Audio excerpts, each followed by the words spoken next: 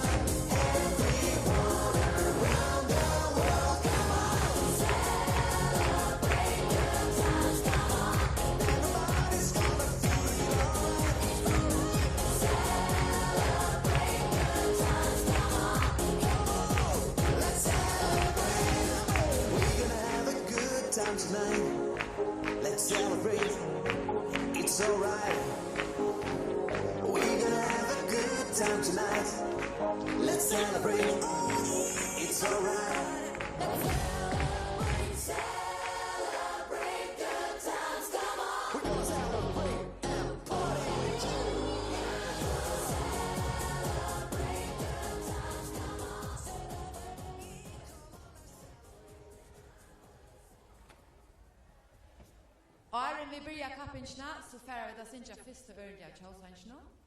Merske halser.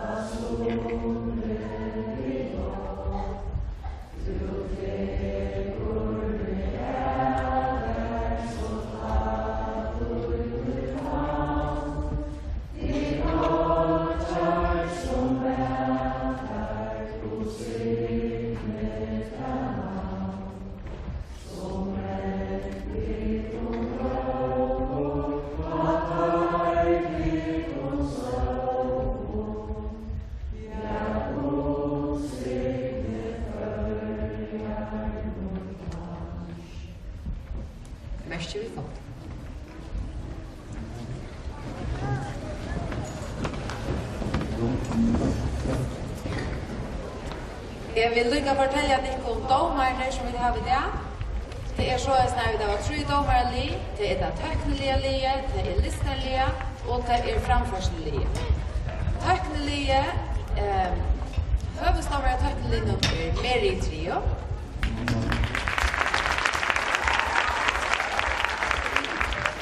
At sætter er Askan. Og Mette Gjørst.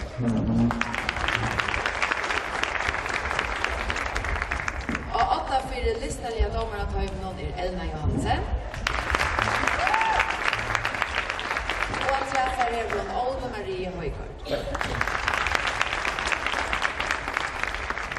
Og 8-4 framførsle tøymen Marta Danielsen. Og 3 er Arnfrid Holse. Og Rosa Hjertelin. And we would like to thank our foreign judges for coming this way and helping us today.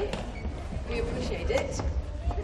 Og så bare akkurat praktisk etter, det at ta og et li av gulven. Så vågner vi det vattnet vi da ødler sidande og ikke for å genka ta, og jeg inntil pausen her at bøttene ikke kommer for lengt fram til teppige sida, selv om det litt mer spennende, jeg vet det. Men så det sånn at økkerne får optimale omstøver at gjøre som finlegger vi. Jeg halte at jeg var til, og vi færre bare godt.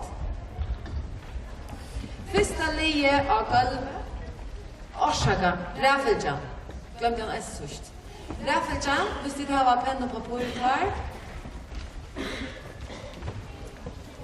Choppingon fyrsta lie av gulvet, Flora Chastek. Nummer 2 Birsta fra HF. Nummer 3 Bjatla fra HF.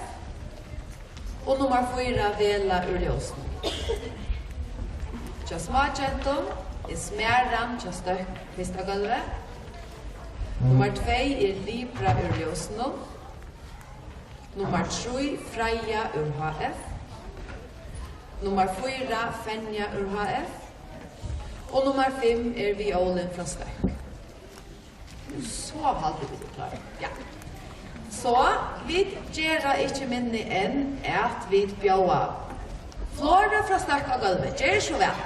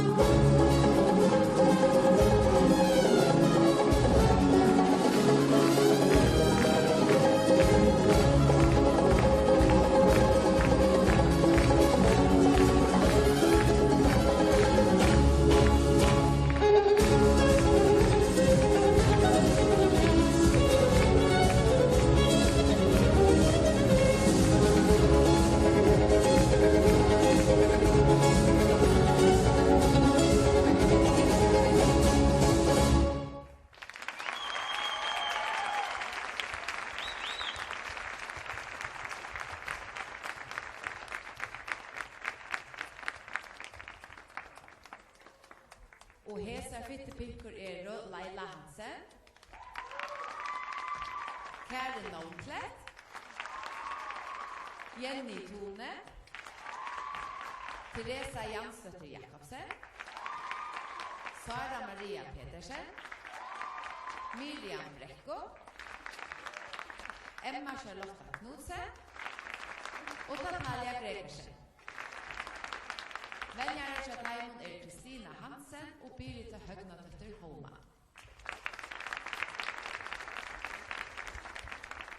Så de välkomna att sätta dit på ny.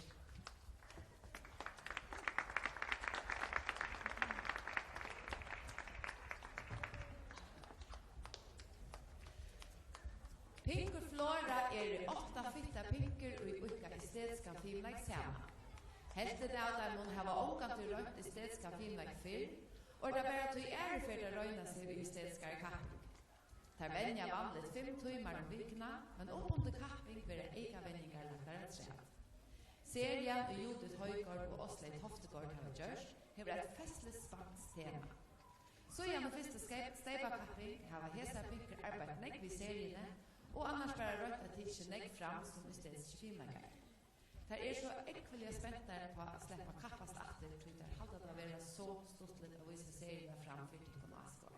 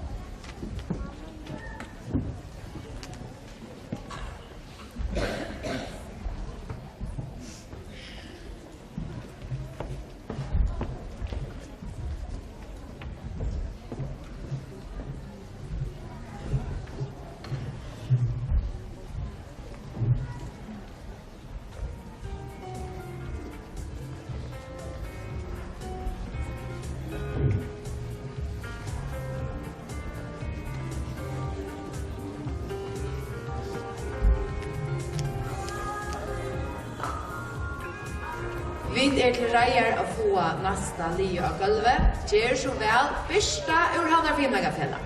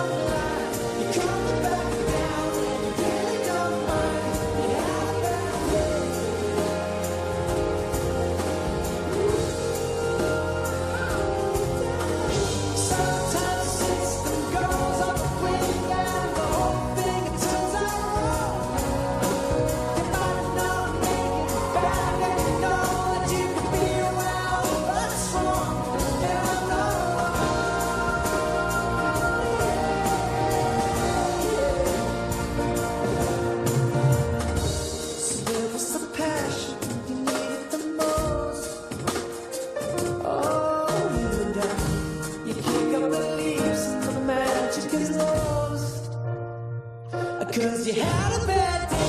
You take the one down. You sing a sad song just to turn it around. You say you don't know. You tell me don't lie. You work and smile and you go for a ride. You had a bad day. The camera don't lie. You're coming back down and you really don't mind. You had a bad day. You had a bad day.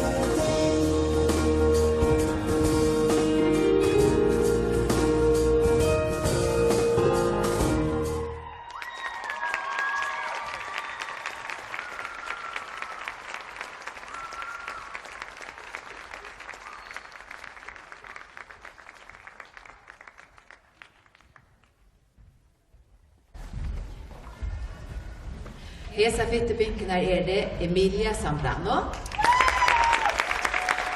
Emmy Silberstein, Ingeborg Lilja Marjugård,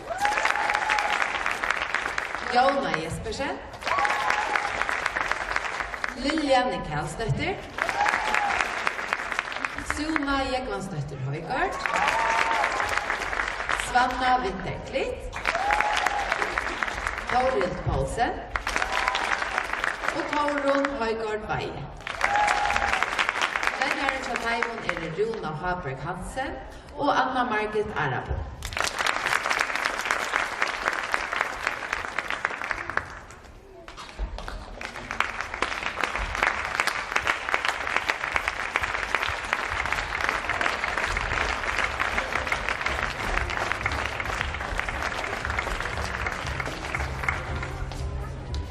Team Birsta hever ikke avvist tema, men der vil jeg gjerne gjøre ødelig. Tonleikeren til at de må snøy seg hessa tøyner, tar man hever en ringkande, men at man allikevel skal røyne vendan bi, så leis at han blir god. Draktnar lilla varveier, og har en sløyfi av framafyr. Så det sjående eisen nekver flotte diamanter, og gentnar tjej til nødgjøra gamlar, så tar gjør det yngre byggelig til han av Fimmegafelle. Flere av jettene har vant filmlag i flere år, og sommer i akkurat byrja. Målet til Heim og Bank nå å få serien ikke så flotte ut som gjør det, og røkke til en mål som dere har sett seg. Til en byrsta har vi kjempet hardt alt året og strømpen nå etter godtene.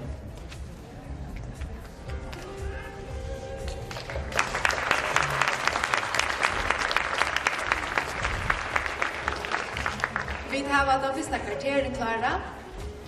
Det kvarteren til Flora Ørstøy. Takknelig jeg finket her 3,43. 3,43. Listel jeg finket her 2,1. For framførsene finket her 4,66. Hetta gjevet Daimon i det en kvarter på 20,3. Og lagt sammen ved første steipakapping her til finket 11,46. Her var der fyrir steipakappingen finket 21,66 stig.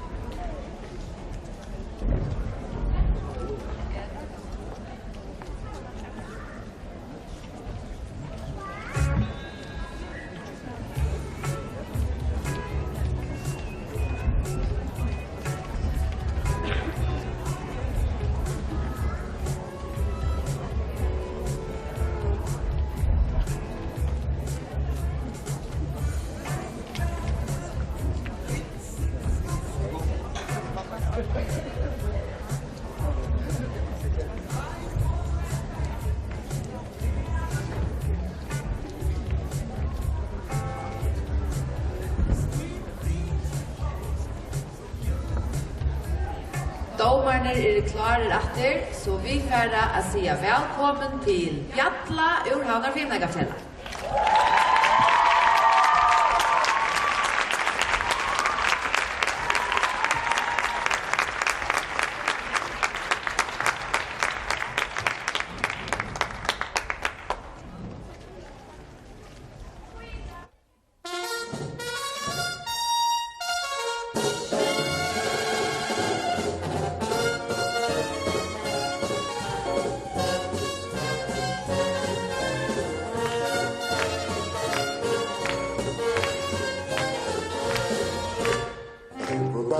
wants to be a cat.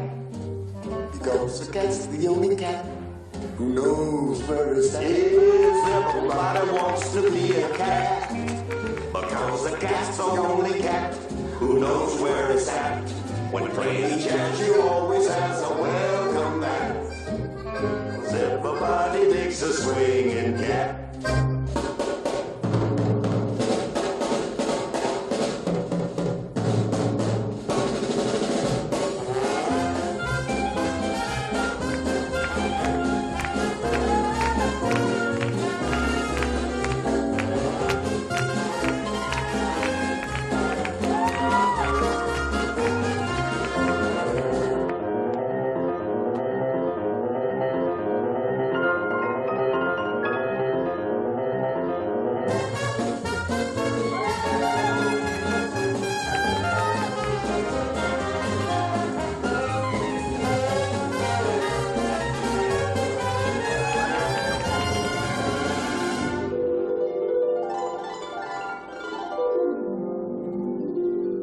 If you want to turn me on, play your horn, don't spare the tone, and blow a little soul into the night.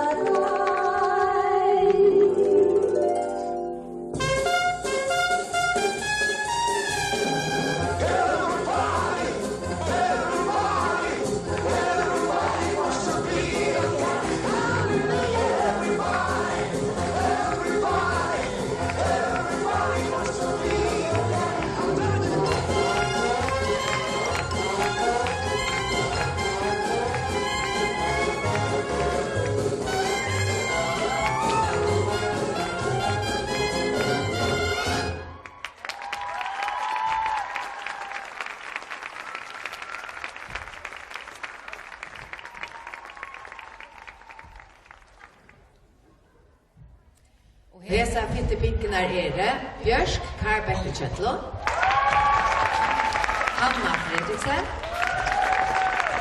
Louis Skalo, Marsta Agnarsdotter Høygaard, Eivør Storstove, Urt Harriet Smith, Sara Julie Svedsberg, Snilla Klei og Blaua Reinsdøtter Alof. Lenjara Kjellheimen Ranma Klei og Rå Aloften.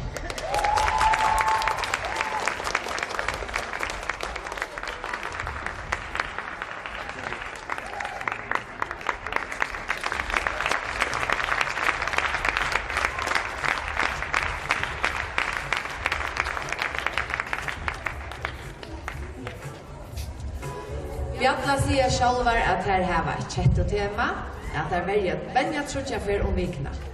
Vi ønsker å få gode grunnvenning ved akkurat venjer, og ikke sjálvandi eisne hava det stuttligt og få et så godt urslit som gjør det, så vi elsker finleik.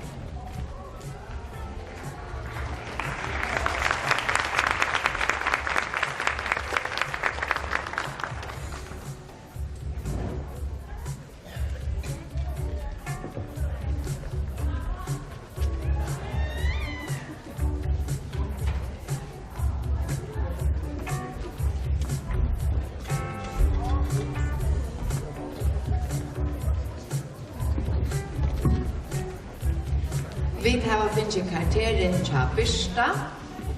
Tøkneligt finner der 2,83. Listaligt finner der 2,05. For framførslene finner der 4,83. Og for hese stedbakkappelsene har der vi finner 0,22.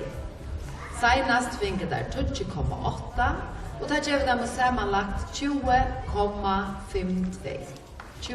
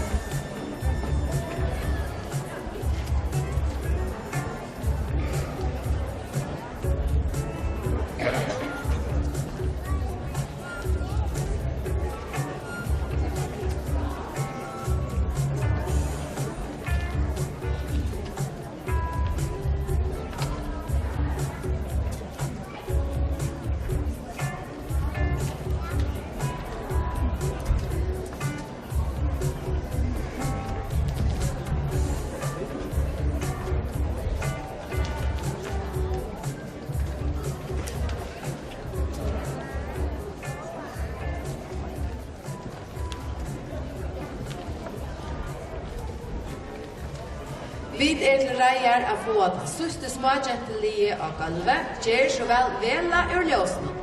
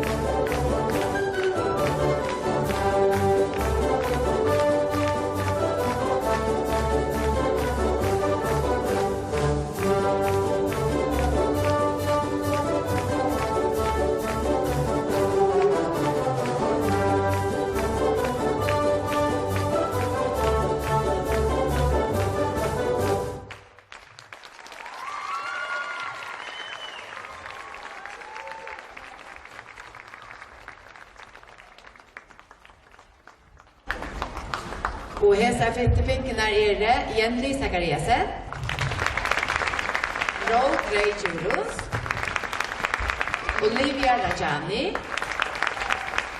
Esther Restar,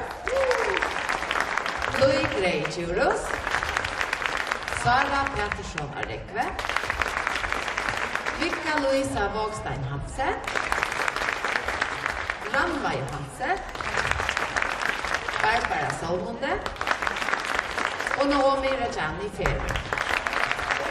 Men jeg er at heimen Hildur S. Eliasen, Maria Skala og Elin Mikkelsen.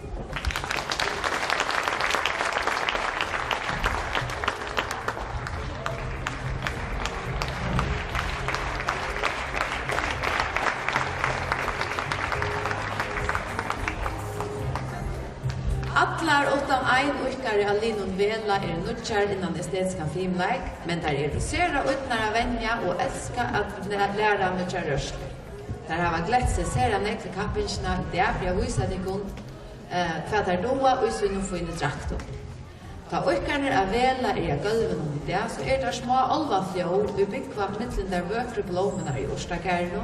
Her tar spela, dansa og arka kvarjera, ja og åkken under bil. Hesi Olva Fjå hava det aller besta ferdinnlegg, og da slipper gjøre just som heimen lister.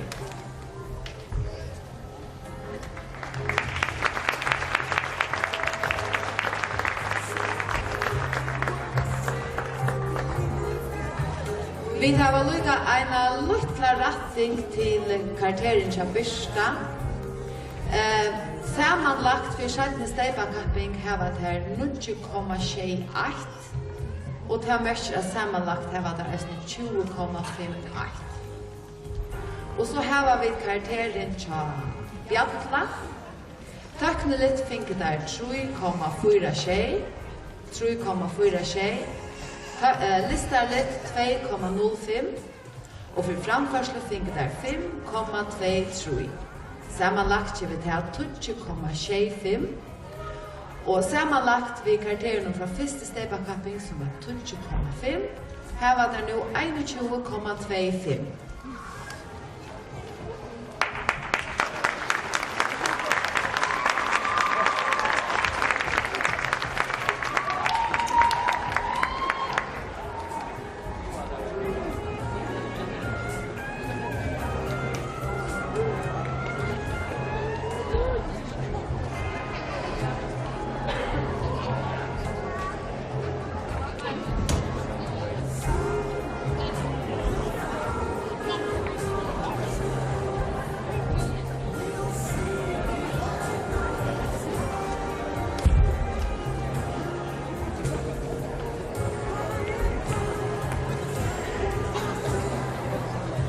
Vi til reiere for under smakjente kappingsene, og første lie av galvenen smæren ur støk. Gjør det så vel.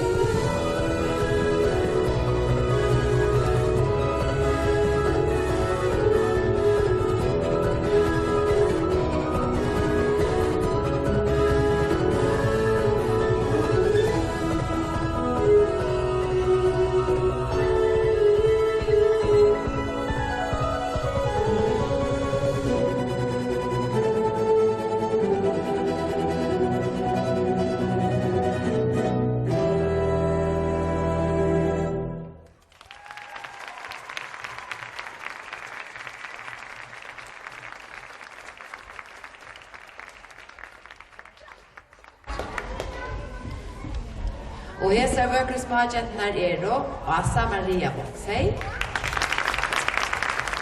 Bytna Johannes Elisa Petersen,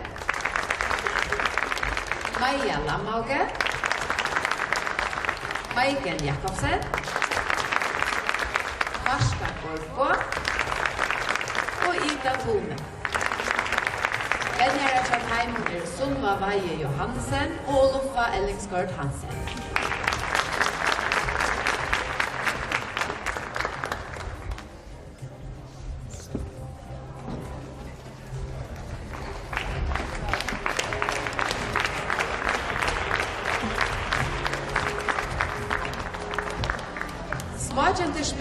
det tjej jenter och öka estetiska filmlag samman. Där vänner jag trutja för om vikna. Och ta där framför av golven det flottar och isdrottningar som älskar att göra estetiska filmlag. Drakten tjadan ska sommarlais myndas av en flotte blåver och iskjole. Tonleikeren en instrumental version av kända Frozen-sangen Let It Go, och det resten hegande tema till serien det kommer. Jetnar smärne har gjort filmleik, i mitten 3 och 4 år, då några nutjar innan estetiska filmleik. Det som tajmen damer bäst vid estetiska filmleik att det alltid lär och kurs nytt. Och så damer där man eisen så ser det väl av det samman som liv. Målet i småjentene har sett sig i år att minnas som filmleikare och så tjär framgång av serien i mittlen kvarja kapping. Det var glätt sig serien näkt att framföra för tikkun och avskåren atter och vana att de tackar väl emot det.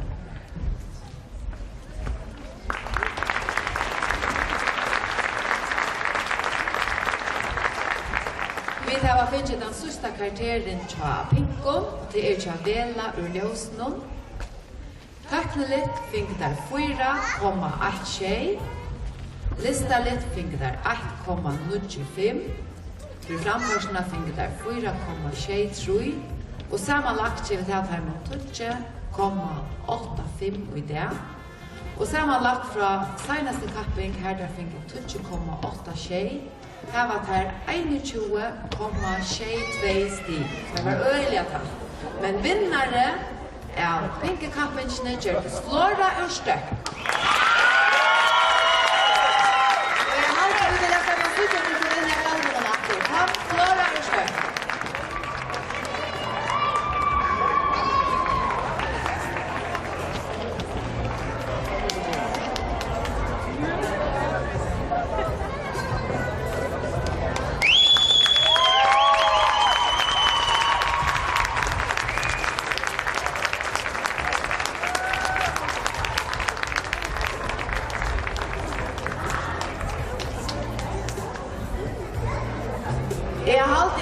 Vi må ha Vela ur Ljósnum til at her vunne kampingen for idea.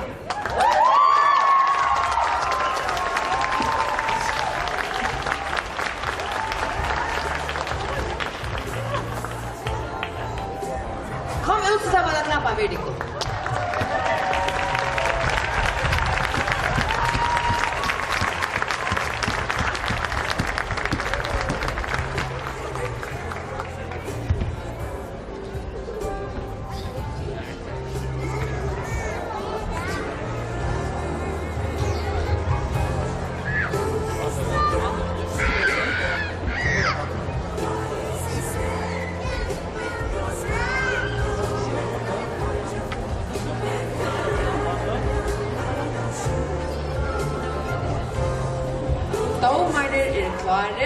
Så vi färda att säga välkommen till Libra ur Ljósnum. Gör så väl!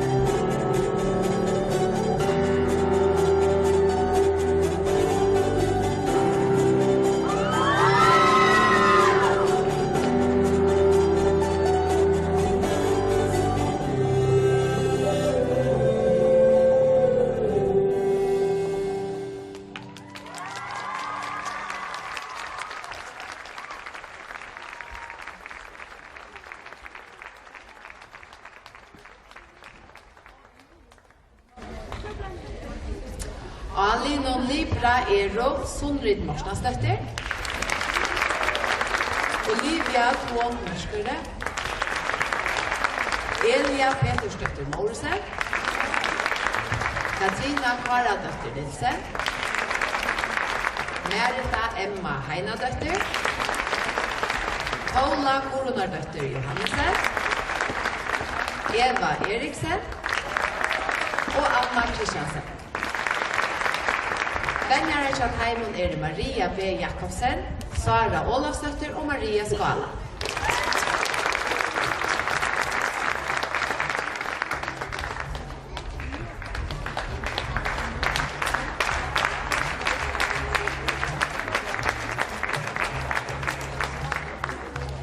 Libra et nødgjere li, og heter Anna Arja Tesa Jøtner sammen.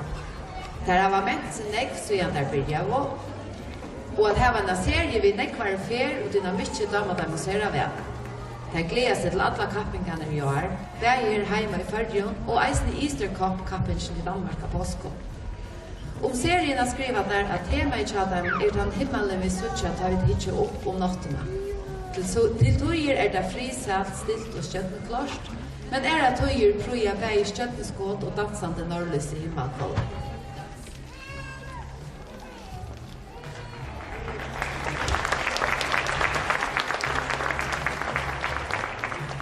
Vi har finnet karakteren til smærene. Tøknelig fikk der 2,06. Listerlig 2,2. For framførsene fikk der 4,23. Sammenlagt til hese steipakapinsene kallet heimen 0,4. Og lagt sammen ved urslittene fra største kapping som eisene var 0,4. Få at det 18,80. 18,80.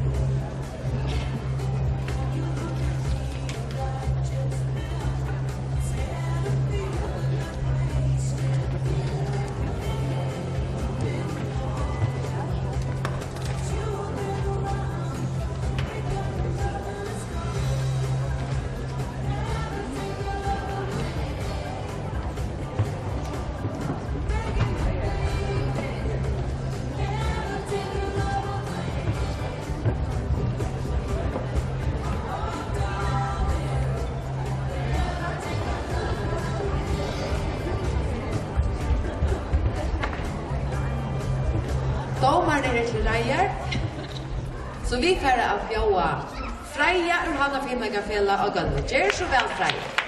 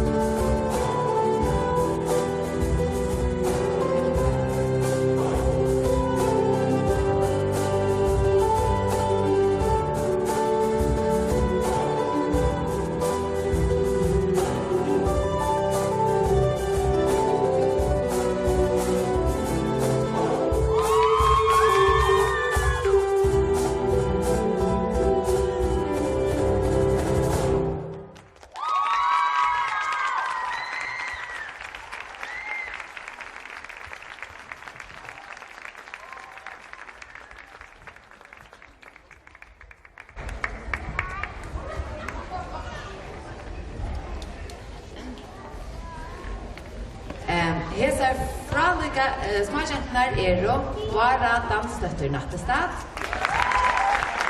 Berta Elsedøttir Jakobsen, Brynja Jakobsdøttir, Edna Eliasen, Katrin Sjurardøttir, Sigvard Høydal Johansen, Sofia Legvadøttir Roen, Sølja Signildardøttir Nyborg, Nora Dennis Kurberg og Tora Jekvansdøttir Høygård. Venjare til Taimon Louis Gård Johansen og Torin Johansen.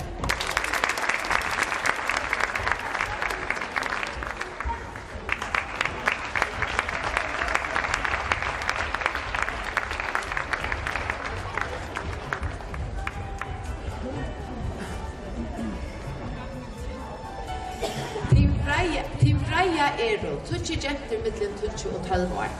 De fleste av Taimon har ulka filmleik, lukka svian da var pinker. Tau dette ikke et liv som var skjerman i nekvar, til det første året her skjerman som liv. Målet til Taimon å søtja framgångt fra kapping til kapping, og vånande å få gull til FM i mai. Jenten og dama vel at ulka filmleik, og særlig det akrobatikk og ringbalansen som Taimon dama best av venja. Tema til Taimon flotte blage fuglar, og Jøkken serien forteller der en søve som i midten da ønda og da gåa. Vi uimynda å være fuglar som vakna, og alt godt. Etter en løte så kommer da ønda, og endar vi å vinne av det gåa. Tonlagren en sanger som venjere og Jøkken har funnet i fjela. Det der vel omtøkte piano-guys i spela sanger. Draktnar skjeimeger i regn med følgjum, og da ser man venjer Jøkkenar 8 timer om vik.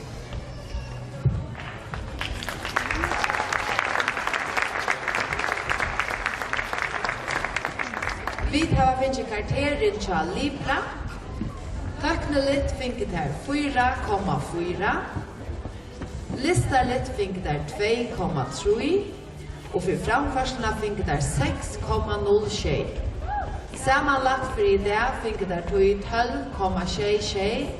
Og lagt sammen vi Ørsliden fra senest, som var 13,32. Finket der 26,09. 26,09.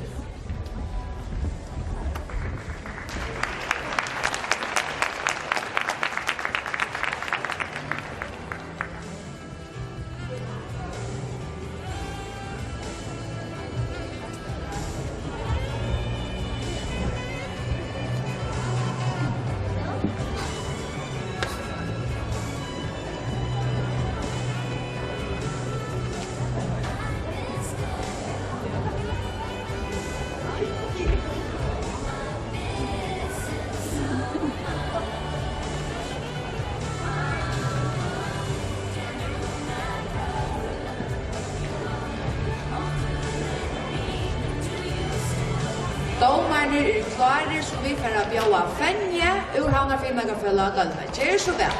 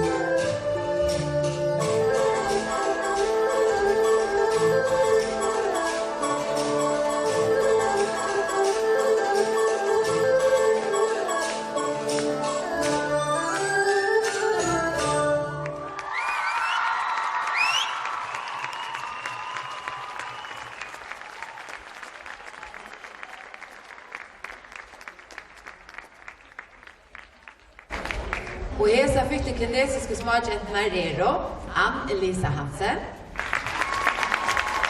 Bara Karlsson-stötter, Elseberg Haberg Andreas-stötter, Eva Wey Byggva-dötter Johansen, Maria Ritter, Randvar Ritter, Sandra Bjarnadötter, Sara Jansdötter Hermansen och Paula Sonko. Vänner till Taimon Anita Hensi Harkley och Gunvor Samuelsen.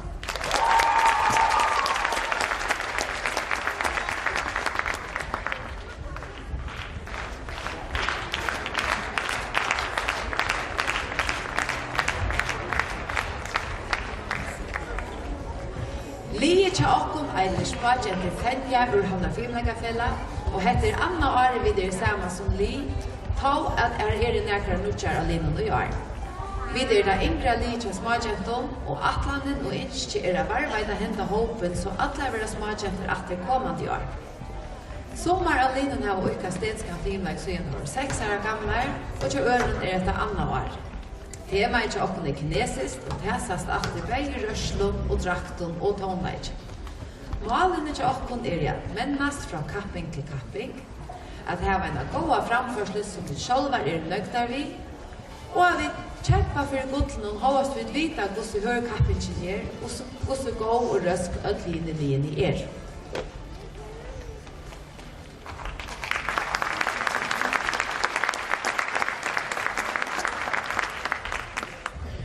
Vi har finnet karakteren til Freja ur Hanna Filmlegafella. Tøkneligt finner der 4,53. 4,53. Listarligt 2,35. Og for framførselen finner der 6,46. Og sammenlagt har vi tatt heimen i dag 13,35. Og lagt sammen vi kappingen senest her der finner 13,40. Får der nu 26,25. 26,25.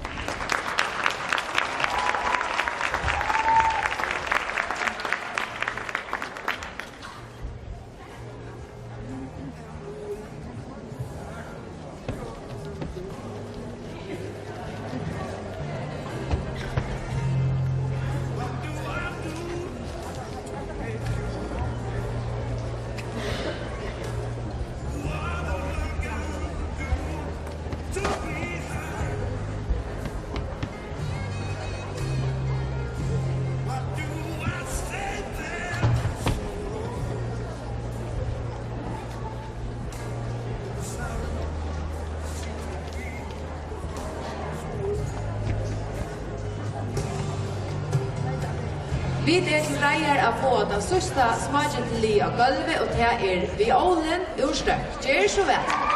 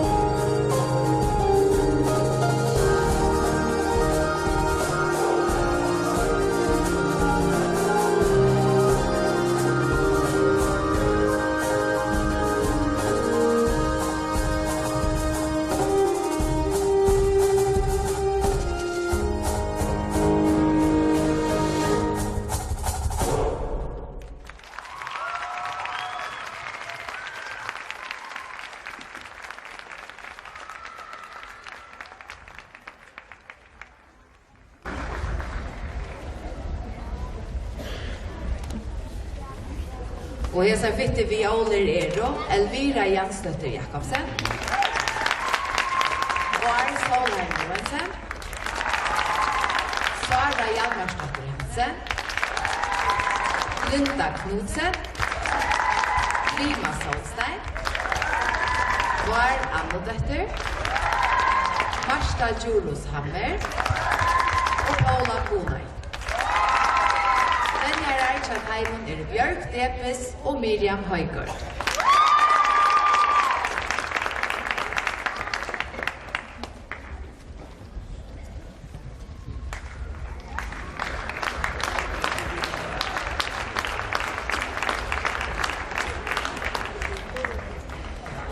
Serien sier fra en søv skotska fuglar. Vi stødd i Skottlandet, her fuglaungene klare til å frikva ur reirene. Gentene flikva bort og koma så igjen heimater. Her var røyt imis som hever bløtt her og ment her. Violen en smågentelig og romar 8 gentum. Gentene i middelen 9 og 12 år, og fleste tar hava ulka estetiska kappingarfilmleik så igjen her var pinkor. Gentene dama vel at ulka kappingarfilmleik hovast av fer vi nekvare tui. Vanliga 4 venjingar vikna, og som li hava gentene som mål av mennast som filmleggare. Her vil jeg gjerast alt sterskare, ligeligare og bedre som held. Her hava sjálvand i eisne tafri eia at vinna kotle. Gentene sera sosialar og gåar vid karriera. Samanhalt i godt av linom, ta ser en til kvarja venning, og hette sjálvande vi til at gjera venningarna enn bedre.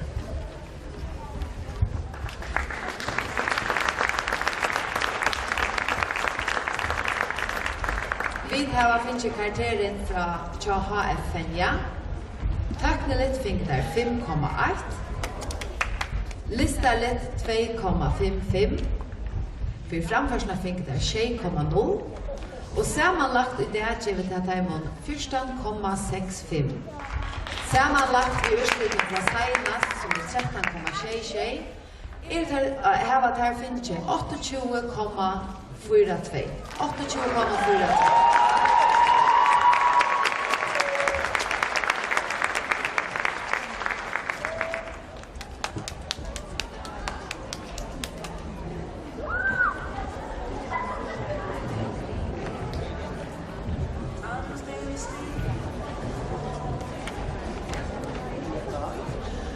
Nu får vi da be alla uikarar og venjarar om att göra klart till utmarsch.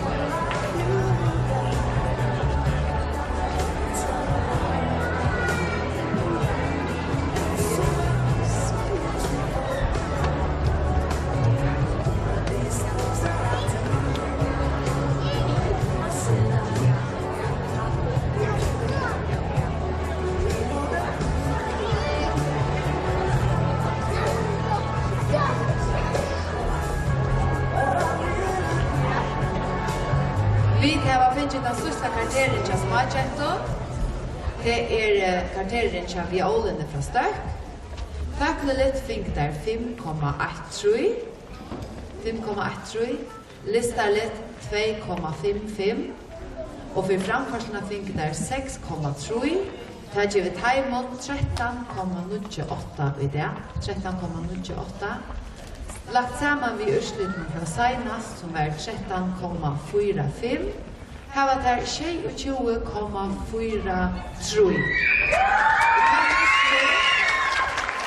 Begge vinnerne av kappingen i det, og sleipa vinnere Fenja Urvalna Fimegafjell.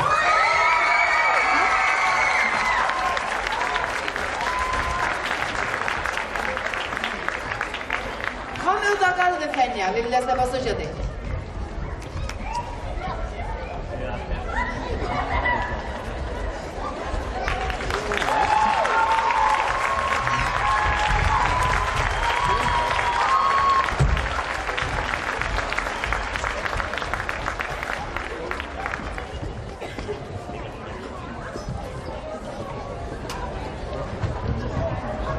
Så halvtid vi klar til utmarsj og kører tåler fra. Break good times, come on. It's time to celebrate and have a good time.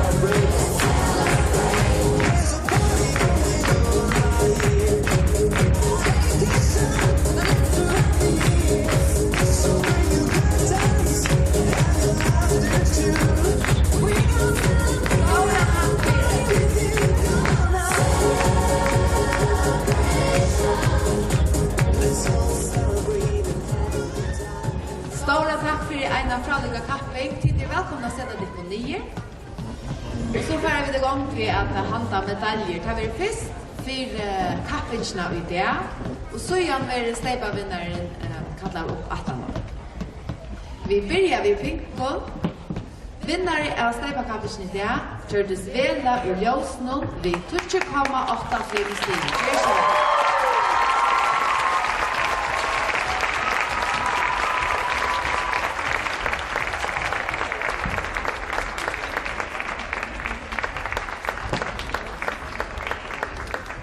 Til å handle medaljene i det har vi finnet, Sasha Bjartsson, Gunve Grei og Katrin Abrahamsen. At det skulle jeg sagt Arne. Så, nummer 2 i det kjørtes vi Olin ur Støk. Vi 20,85 stiger. Gjør så vel. Ikke jeg mener om at. Nummer 2 kjørtes Bjatla ur Hamfimegafella vi 20,65 stiger. Gjør så vel, Bjatla.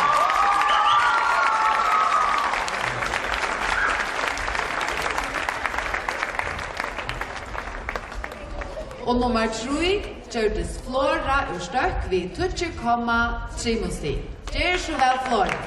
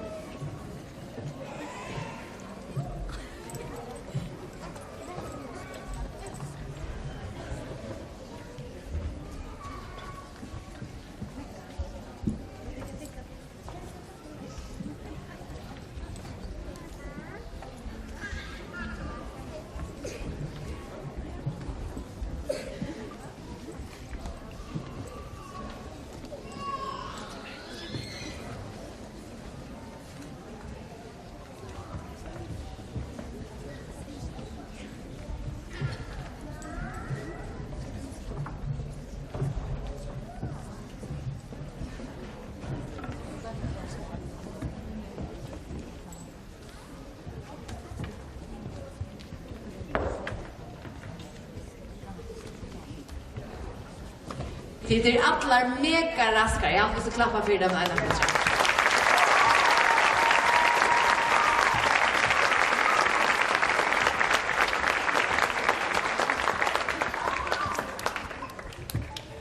Så är till välkomna att sätta dekorerat det. Nej, det är välkomna att sätta dekorerat. Det är så väl.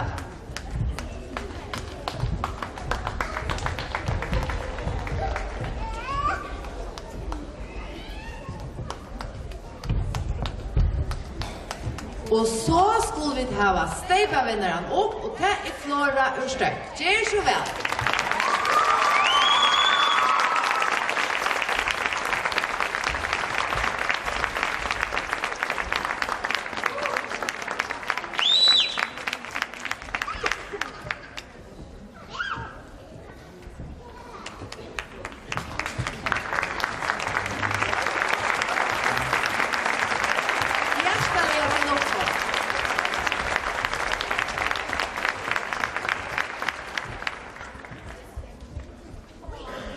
Så är det välkomna att sätta dekorerat. Så får vi under handen till smågento. Nummer 1, Hjördis Fenja ur Havnar Filmläggarfälla vid 14,65 stil. Gör så väl.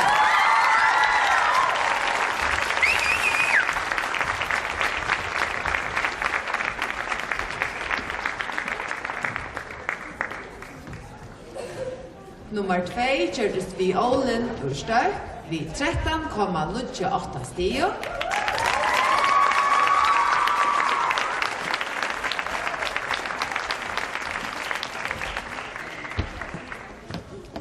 Och nummer 3, Hjördis Freja ur Havnar Filmläggarfälla vid 13,35 stil.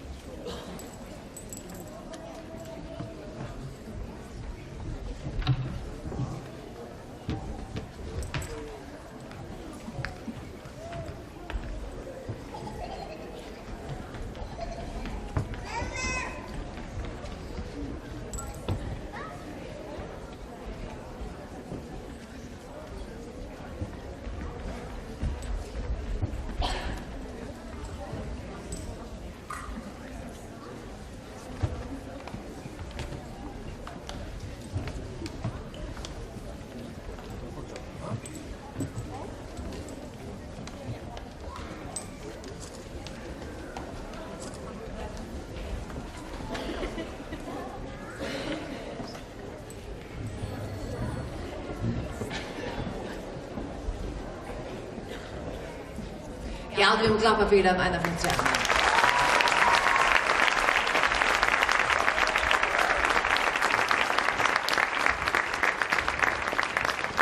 Och eftersom de standar så väl så blir det bara standande till att vinnare sammanlagda stejpakappingen Fenja ur Havnar Filmläggarfälla, så här kör vi stejpet till Tikko.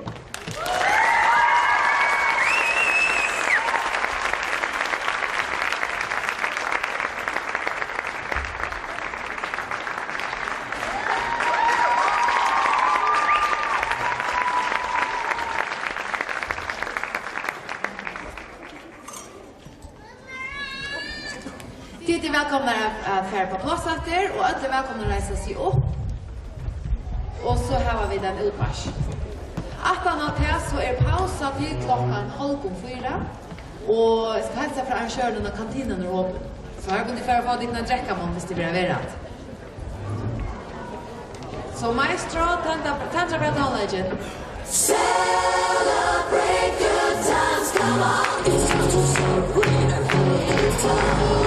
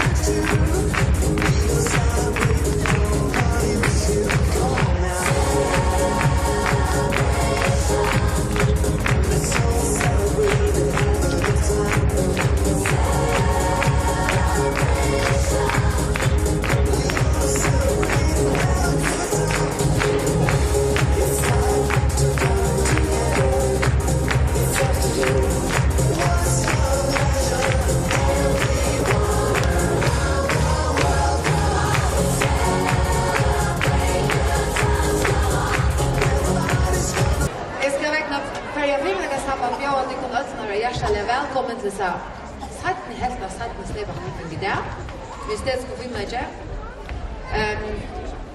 Det är så att nu är det jätter kvinnor och ungar och kvinnor som får kappas. Jättelinjer 4 i tale, ungliga linjer 3 och kvinnor har 2 liv i kappingen. Efter röda vändningen i morgon hade Ludakast om räffilcherna och hon är således. Trajettum är det HF Norra som börjar. Så är det HF Nita. Så är det Flikran och Stök. Och då så Lyra ur ljósen. Till Onklingom är det HF Aina. Så är det HF Alta. Och så är det Guiman och Stök. Till kvinnan börjar Hydra ur ljósen. Och så är det Sväland och Stök. Och Arne, vi börjar så vill jag hejta Adelkom om att visa lavering som ökarna har uppe på det och vara sittande med en serien av Gertar och så kan det gänga i mittlen det steg. Jag hade jag vidare klar. Så vi färra att bjöa första linjen av golvet och det är Norra ur Hanna Filmmegafälla. Gör så väl!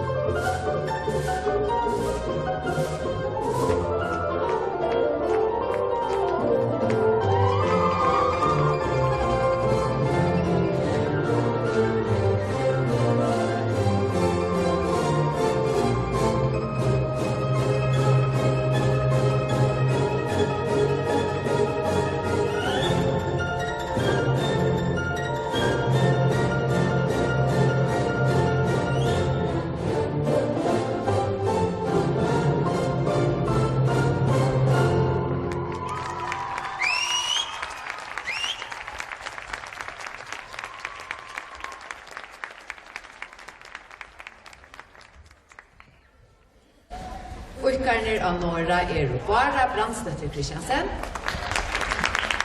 Ester Maria Kjølstein, Jorunn Gunnarsdøtter Justinsen, Kirsten Ellingsborg, Lilja Sonadøtter Andreasen, Rebecca Bjarnadøtter, Runa Maria Runadøtter, Sarita Renadøtter og Paulina Andreasen. Venjere av Heimen Bjørst Høydal Johansen, Jonna Hansen og Rosa Ragnarsdøtter Hjaltalin.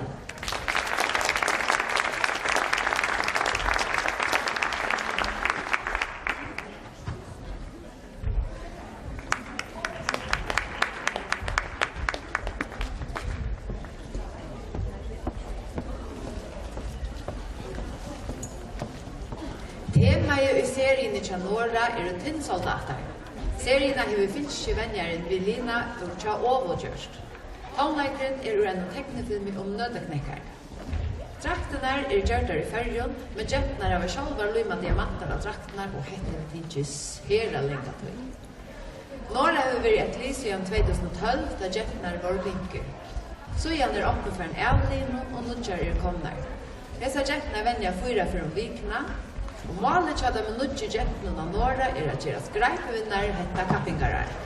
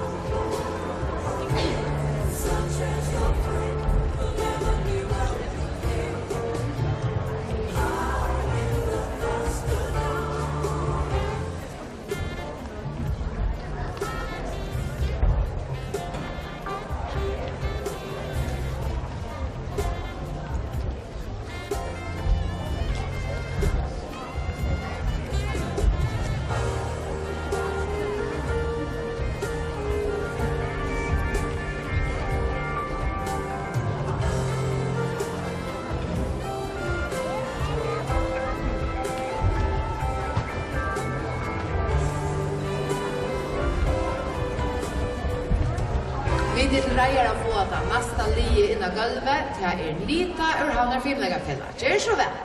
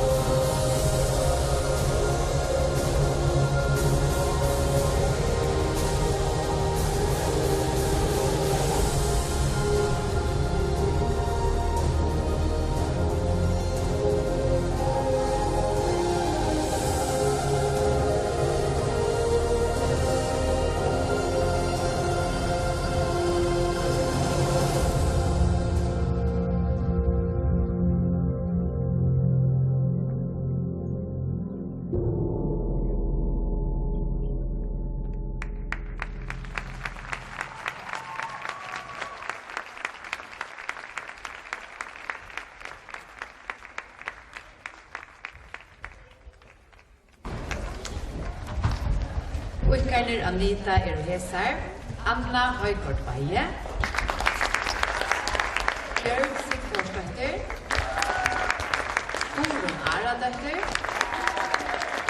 Ingebjørg Jansdøtter, Katarina Knudsen, Kristina Maria Lofberg, Rakul Feilberg Zakariasen og Silja Vang Foftegård. Venjare til Taimun Barbara Gunnarsdottir Josinsen og Natalia Frankisdottir Knudsen.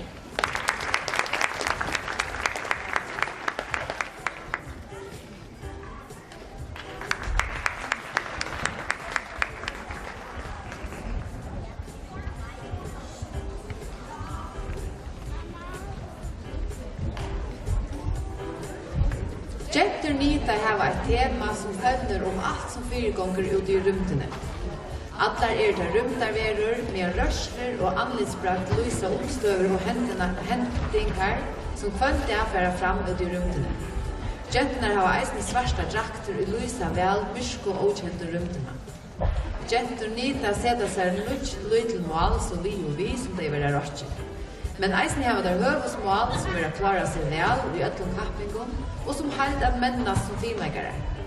Hette fyrste året at her å lige saman, men allar hava der ikke til filmlegg fyrr.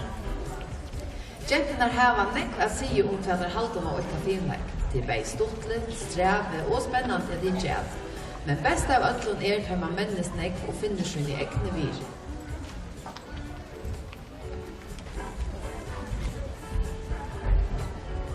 Vi hava finnst karakterin tja Norra ur hann og filmleggafella. Tøkneligt finner der 5,06. Listaligt finner der 2,85. Og for framførsla finner der 6,6. Hetta gjør dem I det en karakter som heter 15,62. Og hvis man legger den sammen med kappensjen fra senast, her der finner 15,63. Så har der finnes sammanlagt 31,25. 31,25.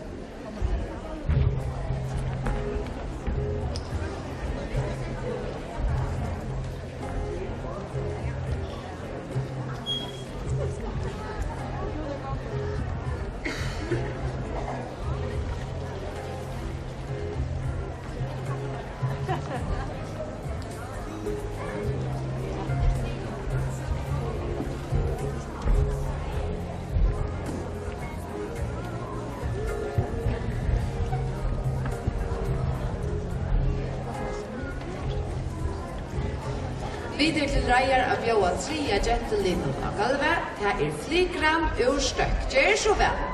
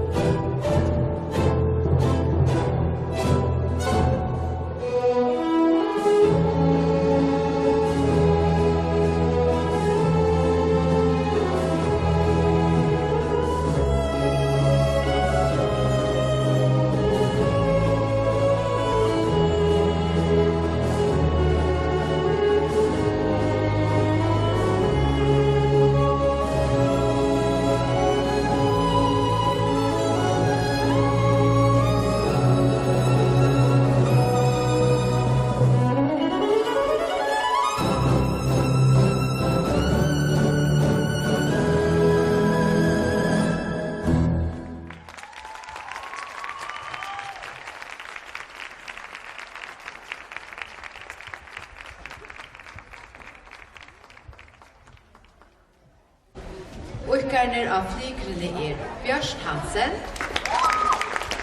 Emi Danielsen, Fria Solheim Johansen, Maria Ellingsgaard, Sofia Paradøtter Hansen, Sølja Olsen, Ester Reinerst Hansen og Silja Jansletter Eidesgaard. Men jeg har kjent heimen Anna Marie Nilsen og Jorun Hansen.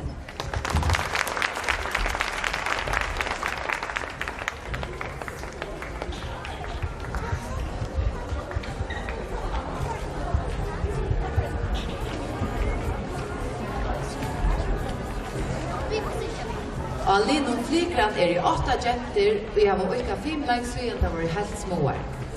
Hetta året har der kjent serien fra Meri, som kjente med filmleggere her hjemme. Jentene har et spansk tema og der viser jøkken seriene. En løyer og man sier at han ikke ser godle, og det gjør hese jentene selvvandig I eisen. Men mest av alt om ikke det er så stor framstig I menneskene, og få så lett bort ur filmleggene som gjør det. Og I februar var jentene en tur I Estlandet her der rødte seg og kjente kappensene Miss Valentine. Hetta var en velednar turer og var skjera djevande begge for jenter og vennjere. Og så kjødde nå fram til at kappast av hakrestøy I flere ferratræt I framtiden.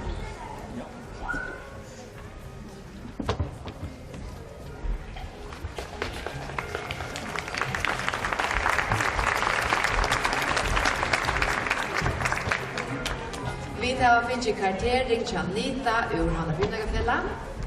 Takneligt finner der 4,6. Listaligt finner der 2,45. Og for framførselen finner der 6,66. Hetta gjever i det en karakter på 13,82 og lagt sammen med karakteren fra senast som var 14,12. Få der sammenlagt i stepakapinsjene 22,04 stig.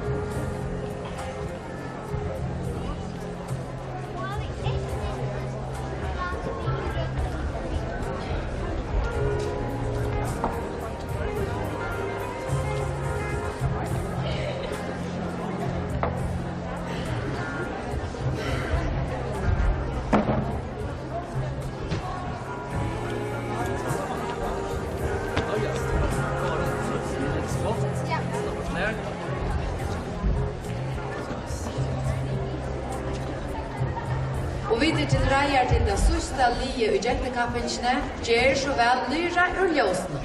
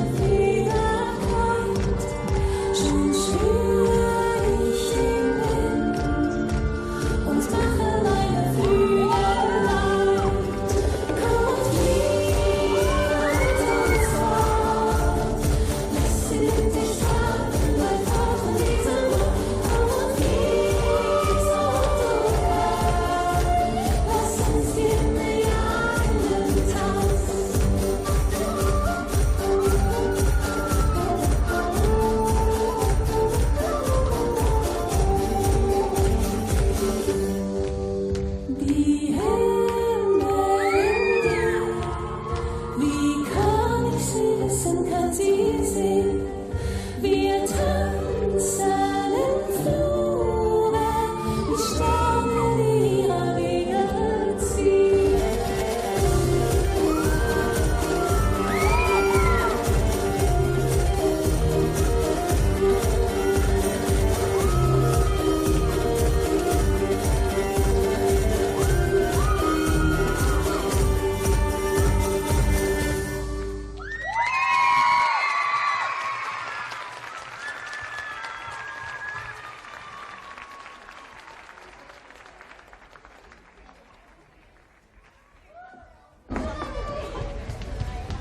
Uikarnir av lyra Dorita Villel,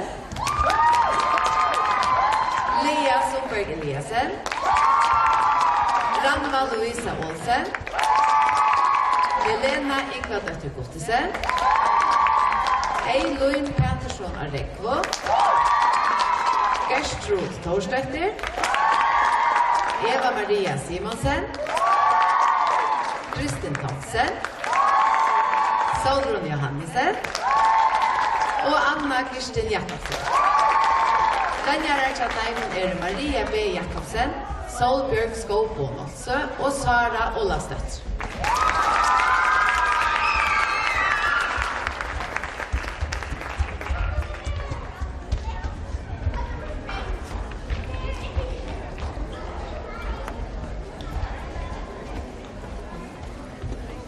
De fleste jentnar av Linn og Lyra har vært sammen I nekvar.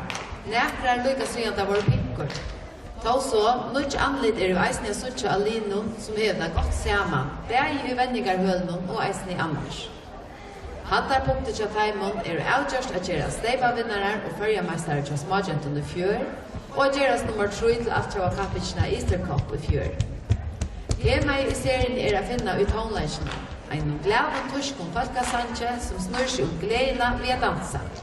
At være eit ved nåtturene og dansa servantjer så tilber å flikva høgt og spela mellom skudgjene.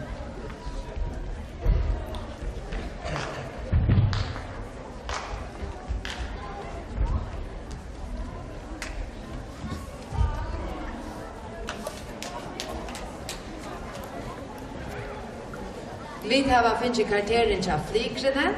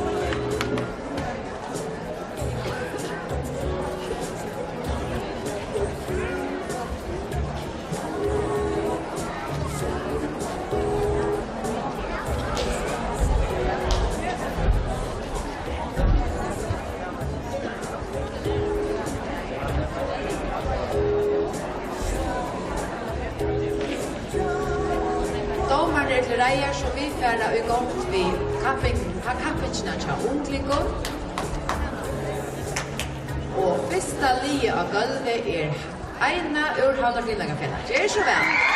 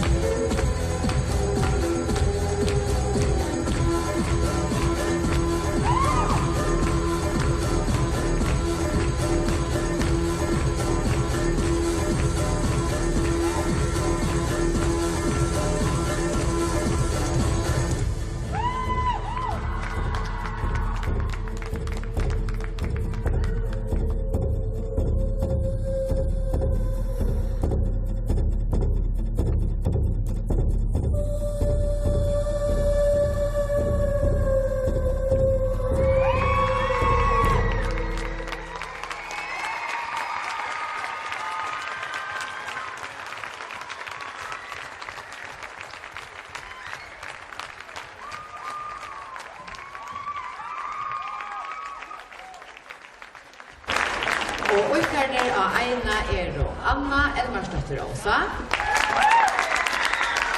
Karpa Obrunne. Myrita Ballisberger på. Og Victoria Marsta Hansen. Menjaren til Teimen i Ingebjørg Vår Arnadøtter og Jonna Ellingsgård.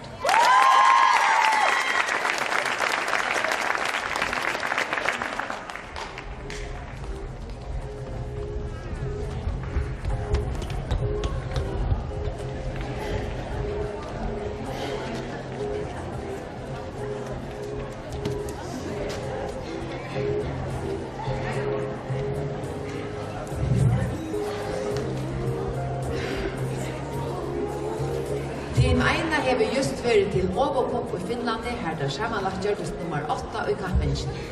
Eisen har det vært vendingarlevo, her det var vant og 24 timer på trutja dier. Det var en størst opplevelse å sutja de finske linje til kapping, og ikke minst å venja vi høvesvenneren til Ågo, venjaren Annars, koreografen og domaren fra Feland. Her ser vi ikke vi uiblåster til seriene som i dag var vurst i Nuttjon Hemme. Serien er gjørt av venjaren Ingebjørg Vår Arnadøtter og Jon Ellingsgård og kvennen Ola Ruddaros. Her jentene sammen ved tonleggen Louisa Fer Olas og Davaia.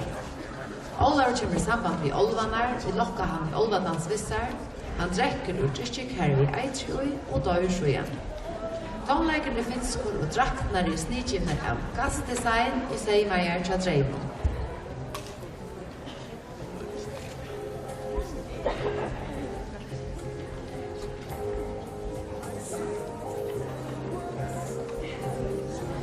Gentnar som sitter gulvet någon var byn eller bindnar om man får på stolen när jag sitter.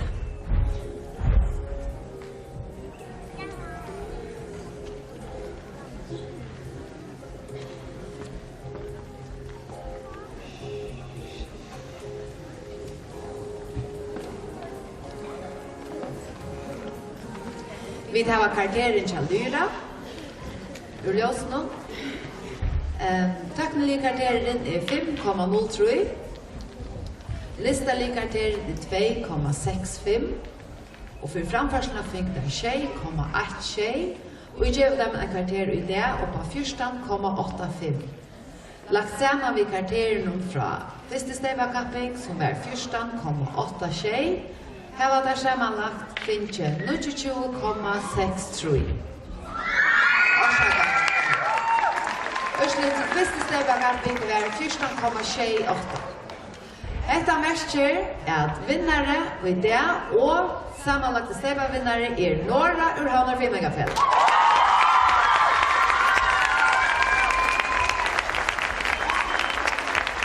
Jeg har alltid se hva der Ulla veldig lykka. Nora, her er ditt.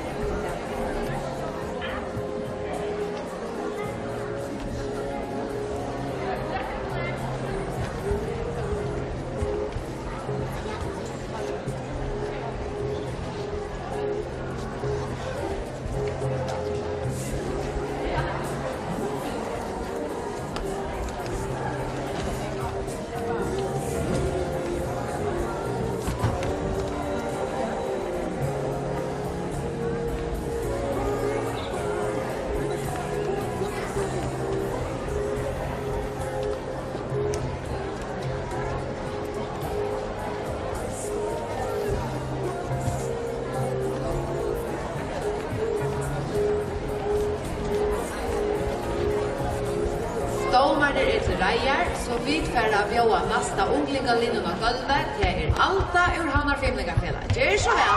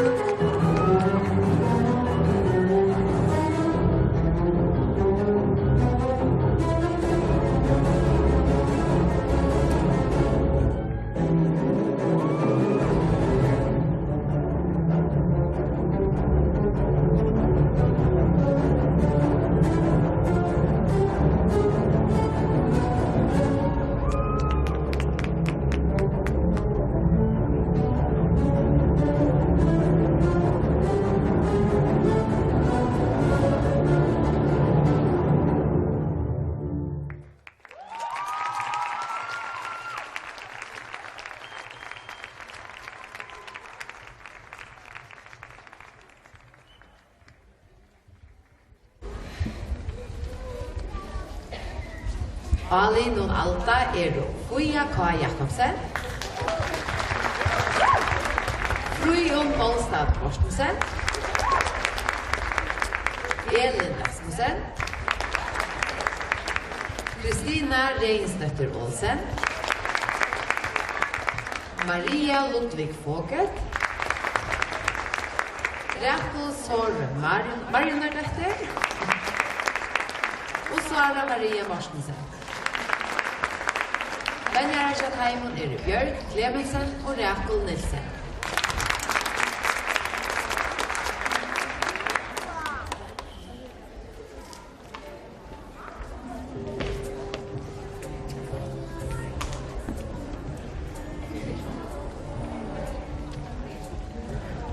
Tjej unga kvinnor och leika flafsar frujar av vetre till brottliga varsens lukka trunner av padlen. Höttande vid kvälande megi. Hesa tjej kvinnar det då inte lättare att kväla och av ödlom alvis truja där vartigen målte sig alla sommarsens. Vid kosmiska blåa liten och njóta där väkurleika, samljå och glädjena. Som ett så av vantjon svajma där. Men så gjerne kommer oppfatta känslan som kräver av dem at eier dirve og meie affærer i kjøkkenen atler høttande og åkjentar avganger alene. Av Team Alto tjej og ikkarar og i hugsa om filmleik kvann einasta dag. Der venja og filme alla i 13 timer om vikena, der slappa og gjøre filmleikarørsler atlastet. Så igjen fyrre steipakampinsjen har det vært i Estlandet til Miss Valentine-kampinsjen. Det var en framhållgång filmleikoppleving att omboa följa i kampinsjene, att få høvi å komme i finalene, og ikke minst en njóta filmleik av sere høvestøy i hesa dia.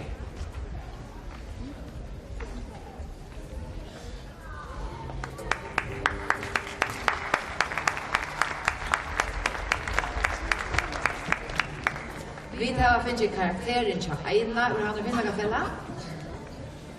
Tøkneligt finner det 4,33. Listarligt 3,05. Og for framførselen finner det 6,86. Dette gjør det en karakter på 15,25. Og lagt sammen vi karakteren fra senast, som var 15,3. Her var det sammenlagt i Steibakampinsjene finnes 30,55 stig.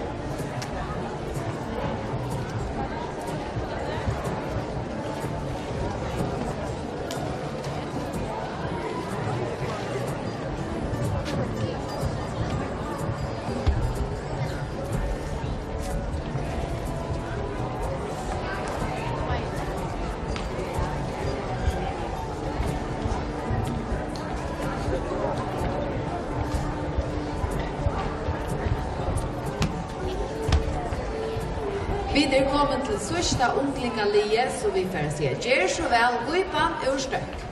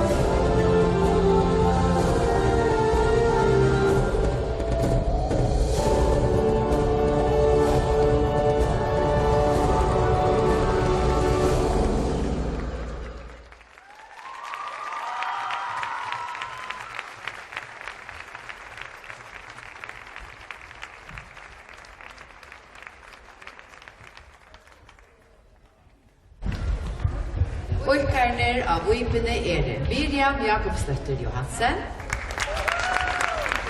Johanna Kristina Bjærstaløy, Marta Gorko, Rosa Hermosdøtter Alek, Rosa Hansen, Sunva Veie Johansen, Astrid Olsdøtter Svøstein, Bjørsk Knosse og Elsa Maria Hansen. Venjere til Taimon i Osley Toftegård og Deborah Ingvarsdøtter Staus.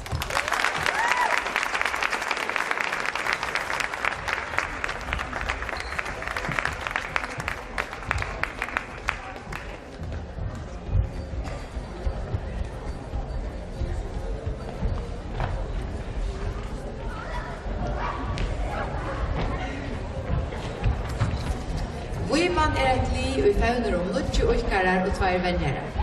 Målet til Taimon å bliva vi og vi mennast saman som et li og som einstaklikar. Serien gjørt av donalige Sirius Lepestø og jeg vil være inspireret av de flotte og vittle jorden i naturene. Om 2 veker for hesa til Italia kappast og jeg legger at det gleder seg utrolig nekst til.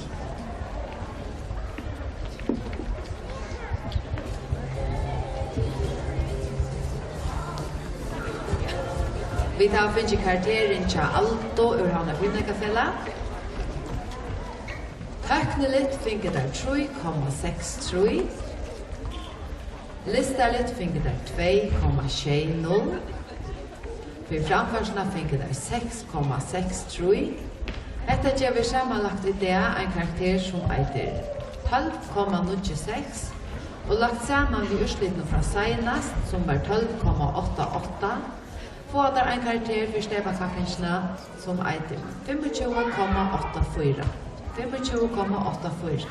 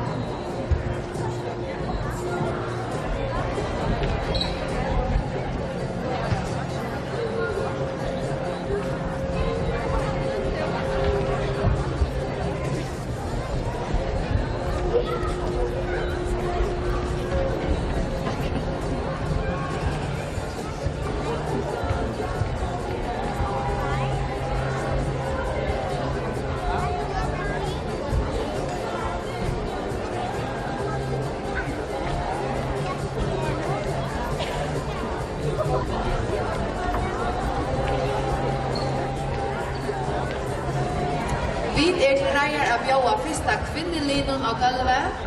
Það Hydra ur ljósnum. Gjør så vel.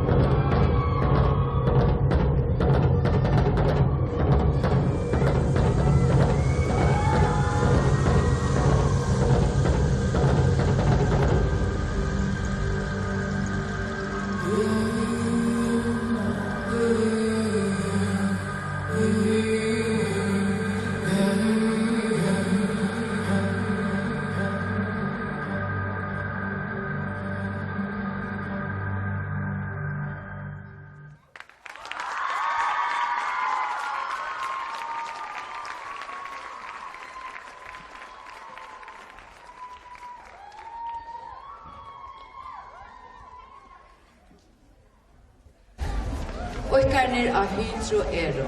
Lea Aradøtter Rasmussen. Kristina Jansdøtter Thomsen. Torun Hårsløfter.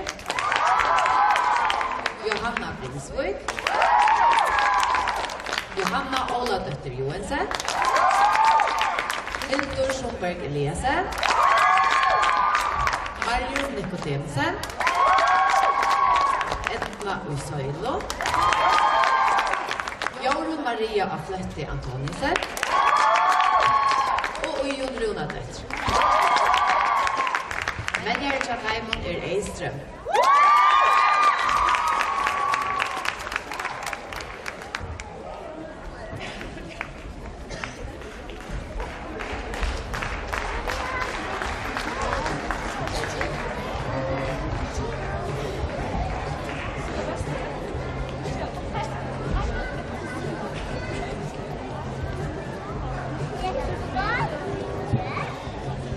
Kvinnorna av Limon Hydra er alle vante filmleikarer og har ikke estetiske filmleik siden de var småjenter. Av Limon er 20 kvinner og fleste tar har gjort filmleik sammen i nekv år. Og i fjør vann Hydra FM-heite og Steipa-kappelsene i unglingabøltsene og eisen i år støyla der etter mesterheitene. Serien av Linon hever Donali finske koreograferen Anton Leine gjørst. Sett i år for Team Hydra til Italia og Danmark kappast er en FM blir i førje. Og etter dette er Atlant for at HM i Finland.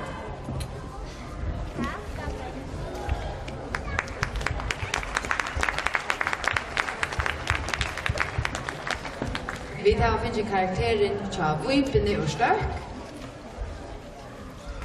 For framførselen finner der årsaket tøknelitt. Finner der 4,23.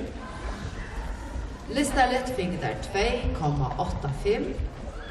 Og for framførselen finner der 6,13. Og sammenlagt kommer vi til 14,21. Lagt sammen med utslitene fra største kapping, som var 14,84. Årsaka 14,48.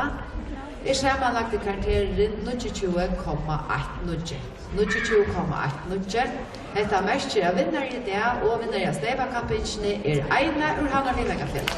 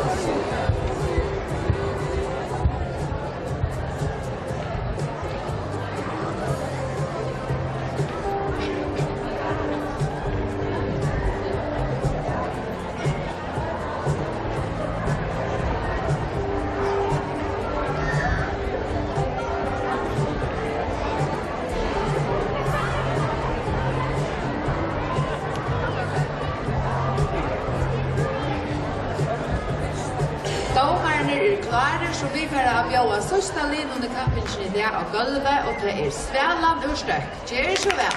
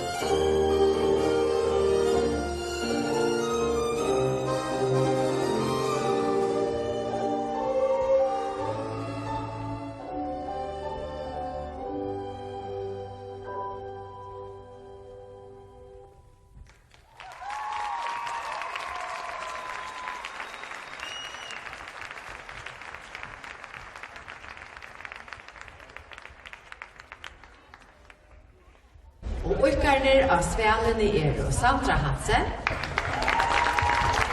Dorita Sigmarsdottir Davidsen, Anna Maria Toftegård, Heidi Napoleonsdottir Jakobsen, Louis Jakoba Cho, Bjørst Davidsen, Rita Leidestein og Marsla Nilsen.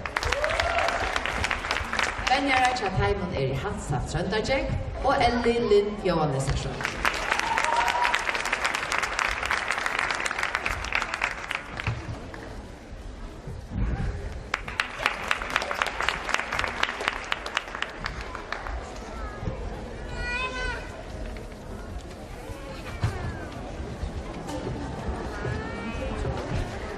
Svælan er 8 i talen.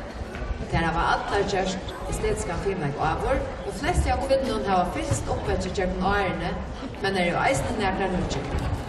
Der venja dåliga for 5-4 vinkene, og hesa kvinner har sett seg som mål å menna seg negg som einstaklingar og som liv. Eisne i atlet til at uttaka til HM som er i Finland. Seriene hever Syrja, en finsker koreografer gjørst. Vi da finner karakteren Tja Hydro. Tøknelet fikk der 4,06. Listalet 2,6. Og for framførslene fikk der 6,26.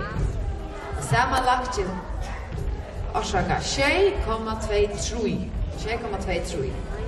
Sammenlagt i det fikk der 13,00. For første stevakapping fikk der 14,80. Og det gjør en sammenlagna karakter som eier 28,60. 28,60.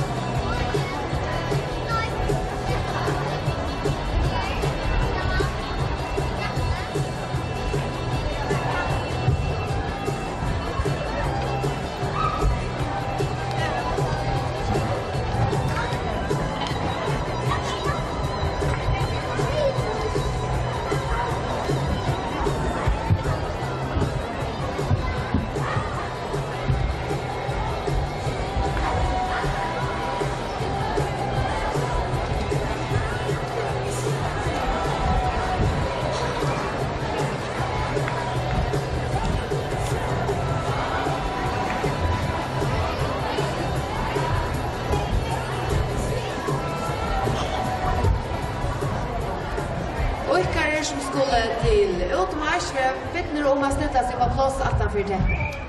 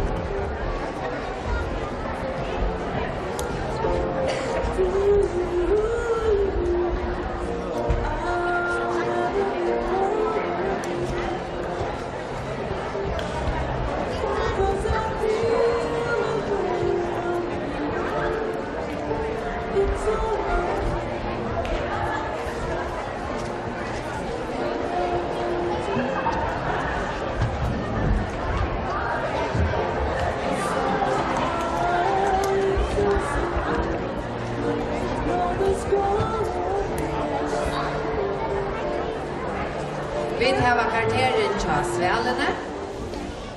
Tøkneligt finner der 3,9.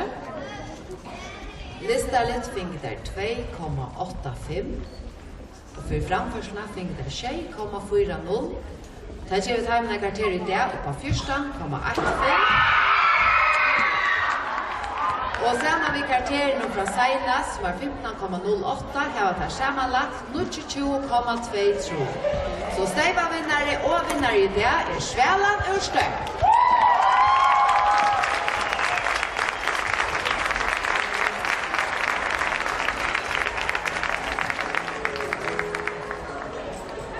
Kom i ut av gamle Svelan.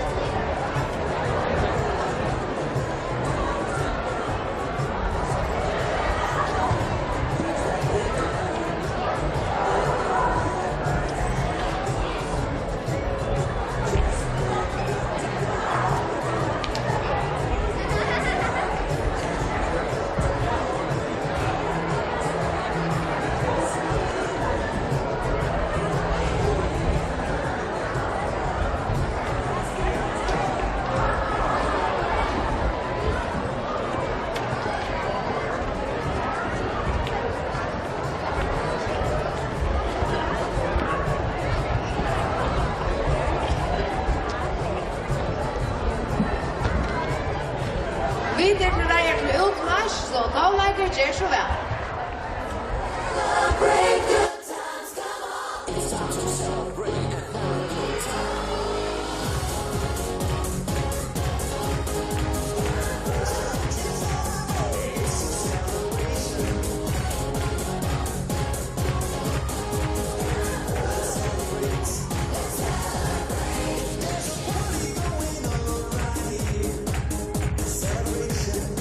Throughout the years, so bring your good times and your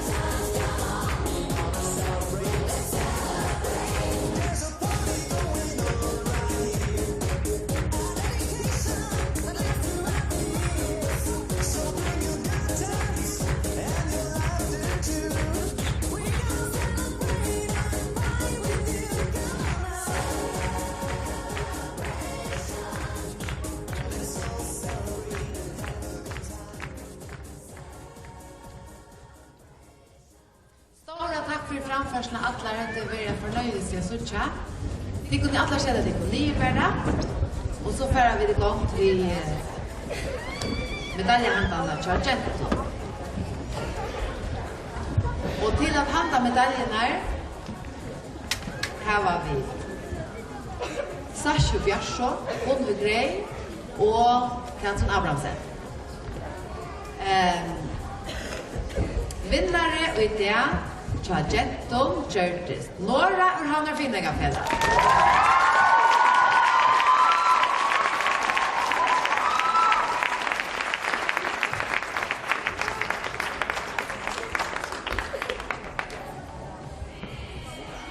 Nummer 2 Curtis Lyra ur Ljusno.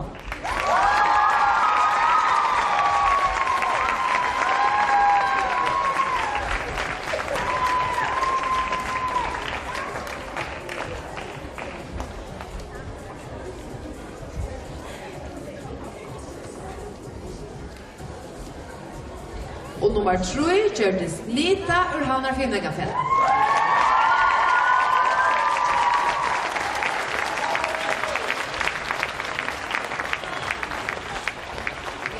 Ja, vi må lukka klappar för flygkryr och stök eisen till det var 0,01 stig atlanfyr. Tre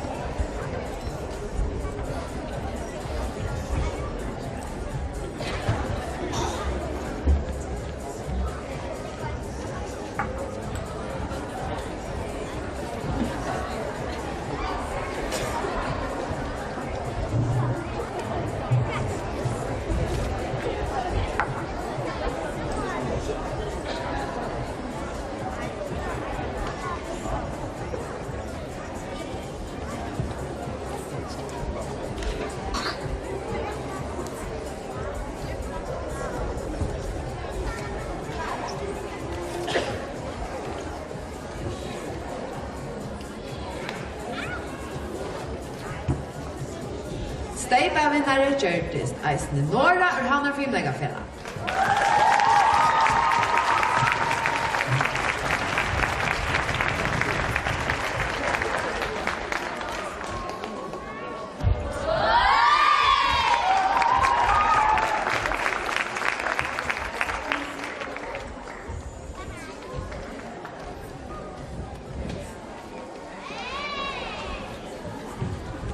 Stora tack för er tid. Till konferensen där det går ner.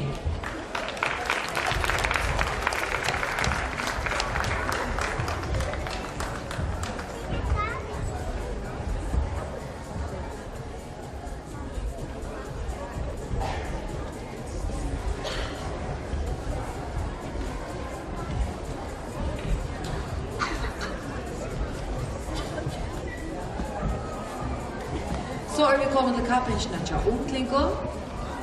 Vinnare av kappingen i det var Aina ur Hamnar Finnegafälla.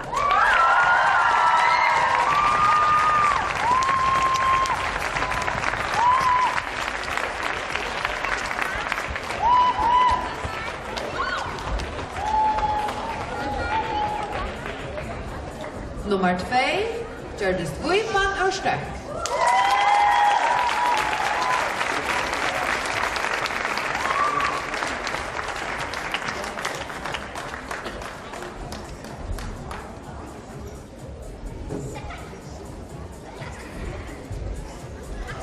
Og at 3. plås har vi Alto ur Hamar Filmlegafell.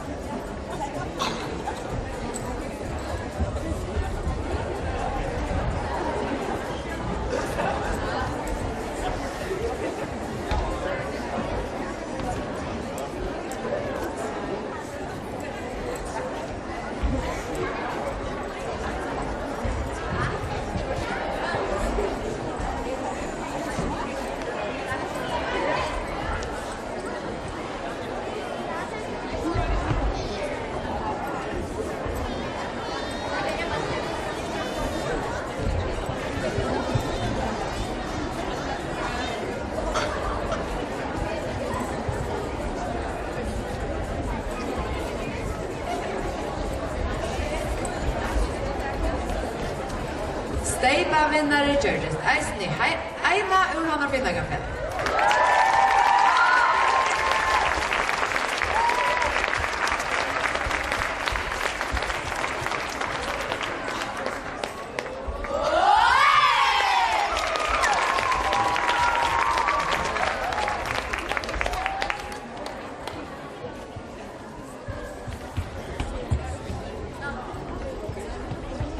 Stora takk for er tid.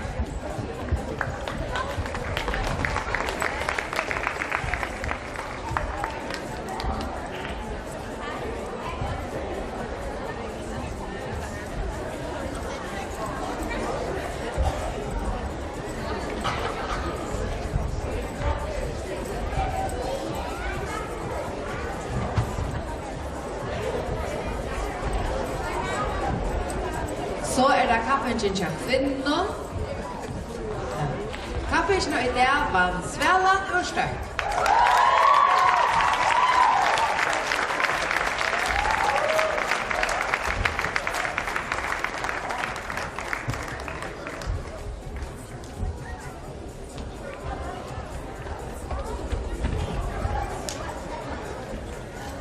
Og nummer 2 gjørdest Hydra ur Ljåsno.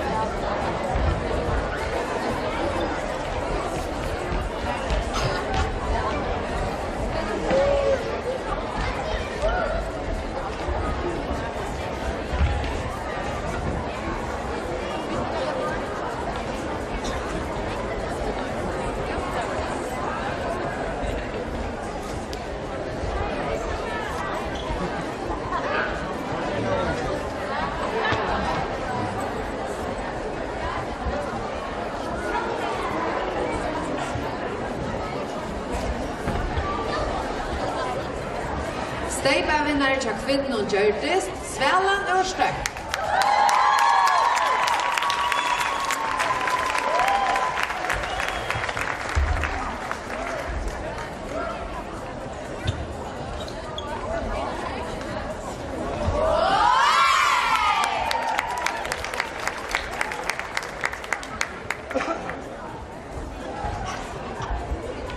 Stora takk for tid.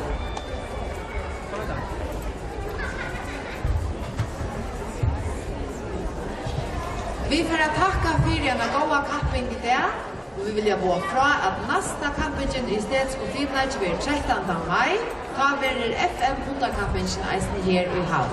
Så reis deg opp etter, videre til Reia marsjer ut. It's time to celebrate and have a good time.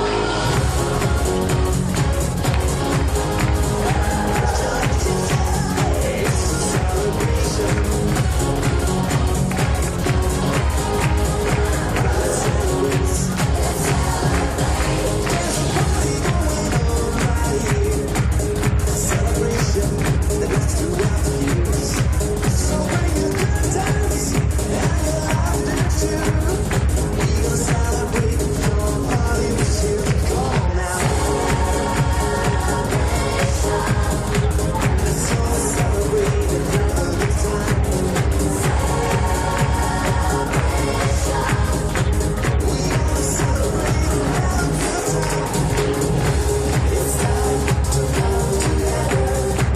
It's up to you.